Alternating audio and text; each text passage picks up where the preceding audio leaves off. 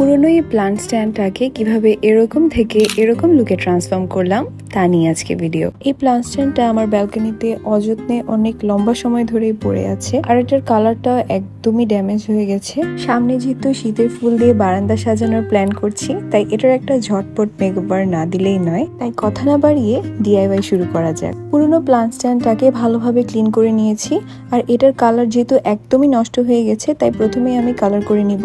Colour করার জন্য আপনারা এই ধরনের স্প্রে পেন ব্যবহার করতে পারেন, এগুলো দিয়ে খুব কুইক কালার করা যায়, অথবা আমার মতো এনামেল পেইন্টও করতে পারেন। মূলত মেটাল স্ট্যান্ডটাকে প্রোটেক্ট করার জন্যই আমরা কালার করছি। অলরাইট, এবার হচ্ছে আসল কাজ। স্ট্যান্ডটার সমান করে একটা উডেন ফেন্স বানাবো। এর জন্য আমি কাঠ নিয়ে নিয়েছি, আর এগুলোকে আগ থেকে মেজারমেন্ট করে কেটে রেখেছি। উপরের অংশটা আমি একটু অ্যারো করে রেখেছি, চাইলে আপনারা ফ্ল্যাটও রাখতে পারেন। প্রথমে প্লান্ট স্ট্যান্ডটার সাইজ অনুযায়ী দুটো লম্বা কাঠ নিয়ে নিয়েছি, আর পাশে এরকম দুটো ছোট কাঠ নিয়ে এগুলোকে অ্যাটাচ করে নিব।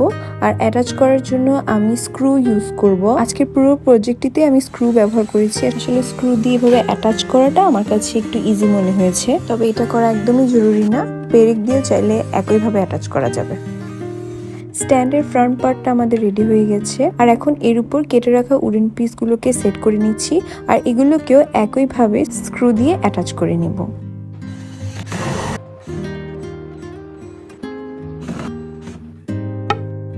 ফেন্সের ফ্রন্ট পার্টটা একদমই রেডি হয়ে গেছে। এবার দুপাশে আর দুটো অংশকে একইভাবে স্ক্রু এর সাহায্যে অ্যাটাচ করে নেব। আমি কিন্তু এই পুরো ফেন্সটাই আমার এক্সিস্টিং যে প্লান্ট স্ট্যান্ডটা আছে ওটার সাইজে বানিয়েছি, যেটা সাইজ ছিল 36x12 ইঞ্চিস।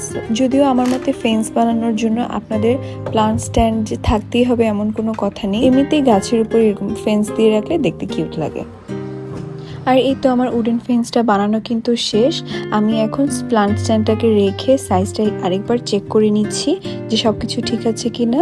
আচ্ছা, ইন্টারেস্টিং বিষয় হচ্ছে প্লান্ট স্ট্যান্ডের সাথে উডেন ফেন্সটা কিন্তু পুরোপুরিভাবে অ্যাটাচ না, তাই বর্ষাকালে কিন্তু এটাকে খুব সহজেই সরিয়ে রাখা যাবে। যে নষ্ট হয়ে যাওয়ার টেনশনটা কিন্তু একদমই নেই। এবার বারান্দায় এটাকে একটু সাজিয়ে নিচ্ছি।